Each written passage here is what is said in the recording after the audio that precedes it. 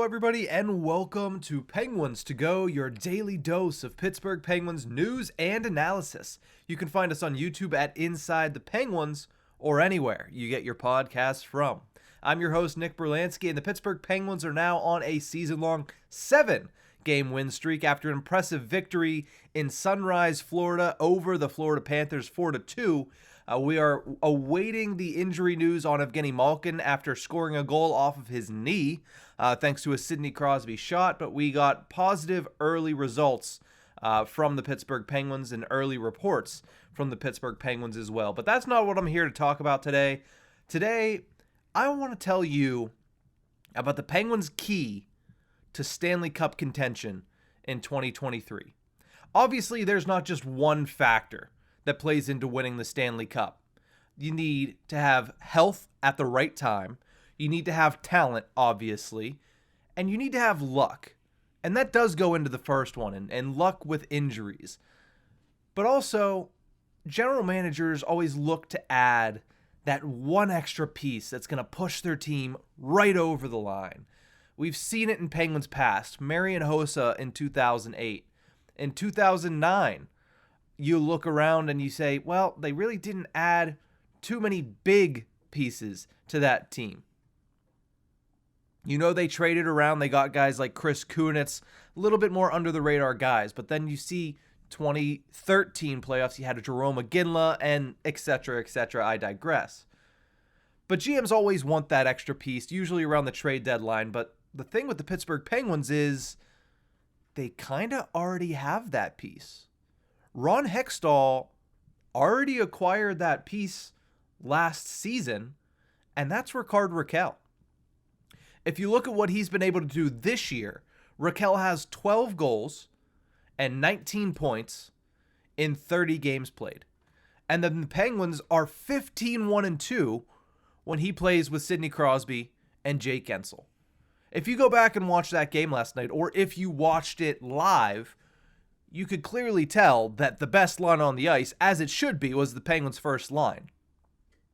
But did you tell that Rickard Rakell is just as important on that line as Jake Guentzel is? I'm not going to say Sidney Crosby. That would be ridiculous. But he's almost as important as Jake Guentzel. You saw it in the first period. About a minute in, Crosby sends it to Rakell. Rakell makes a beautiful pass the entire way across the ice to find Jake Guentzel, and Sergei Bobrovsky got lucky that the puck didn't bounce in the net. Later in the period, Rakell takes a pass, shoots it off the crossbar. He was inches away from scoring his 13th goal of the season. He had a really good game. That entire line did. And that's the reason why they're 15-1-2 when that line is constructed the way they are. 3-7-2. When that's not the first line. Rakell was acquired at the deadline last season, like I mentioned, for basically scraps and a good goaltending prospect. They traded Zach Aston-Reese, Dominic Simone. It is what it is. They were on expiring deals, and they were fourth liners anyway. For a guy that's right now on your first line, yeah, Calle Clang, very good goaltending prospect, but you knew you were going to have to pay something, right? But last year, he had 13 points in 19 regular season games to end the season. People were happy with what they saw from Rickard Rakell, but there was so much more that we were ready to see in the postseason because he had instant chemistry with Crosby and Guentzel that is carried over to this season. The problem was he got injured last year. He got injured in game 1 of the series against the New York Rangers. He only played 4 minutes of ice time in that game 1 before getting concussed. And he didn't return until Game 7. So he never really had a chance to get his feet underneath him in that series or in that postseason. To me, that's one of the most important what-ifs for the Penguins last season, but we can't continue to look in the past. We have to look only into the future. So the big piece that Ron Hextall acquired for the playoff run last year wasn't available.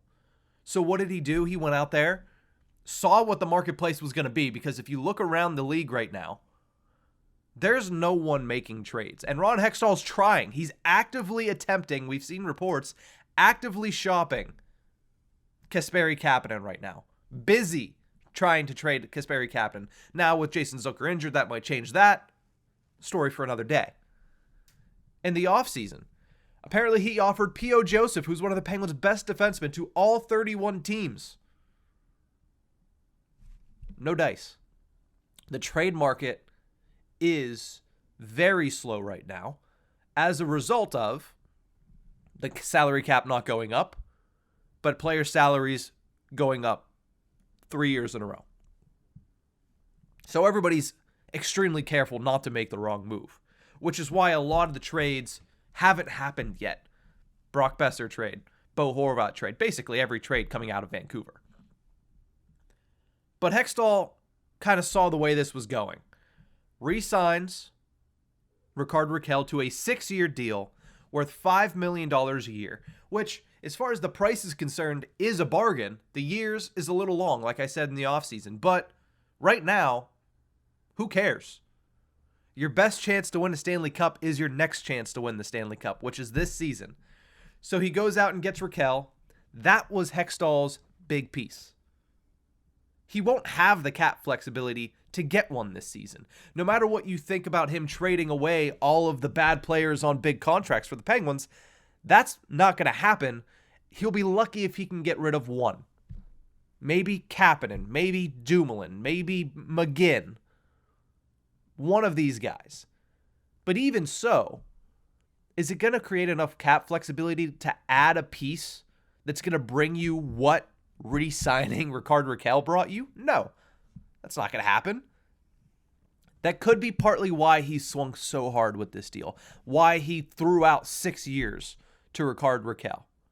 Because if you remember, the previous offseason, the longest deal that Ron Hextall gave out to anybody was Brock McGinn, and it was a bunch of 1-year deals after that. This offseason, seeing what this was going to be, Ron Hextall said 6 years for Letang, 6 years for Rust, 6 years for Rickard Rakell, and 4 years for Evgeny Malkin. So many multi-year deals. So I got to tip my cap to Hextall. That was good foresight on his part. But at the end of the day, this is about Rickard Rakell. He is the piece. And I'm not talking about Rob Scuderi. He is the piece for the Pittsburgh Penguins. He is the key for the Pittsburgh Penguins. If he can remain healthy, and that first line continues to click in the way that it has, like I mentioned, 15, 1, and 2, when that is the first line, the Pittsburgh Penguins are Stanley Cup contenders with that. The way that he rounds out the top 6 makes it look like it hasn't in a long time. He was a better addition than Derek Brassard. That wasn't very difficult. Better addition than Kasperi Kapanen. A better deadline addition than Jeff Carter. This was probably the move of Ron Hextall's tenure as Pittsburgh Penguins general manager. You look at Rickard Rakell, and you see the piece the Penguins would go after at the deadline. Because when all healthy, and I've said it multiple times, I think the Penguins have one of, if not the best top 6s in the National Hockey League. A large portion of that is because of how well Rickard Rakell has meshed with the Pittsburgh Penguins system. But that's going to do it for this episode of Penguins to Go. Thank you so much for tuning in. We will be back next week on Monday with Tip of the Ice-Burgh podcast, and then every other weekday next week with more Penguins news and analysis. You can find us on YouTube at Inside the Penguins or anywhere you get your podcast from. That's going to do it. Have a great weekend, Pens fans.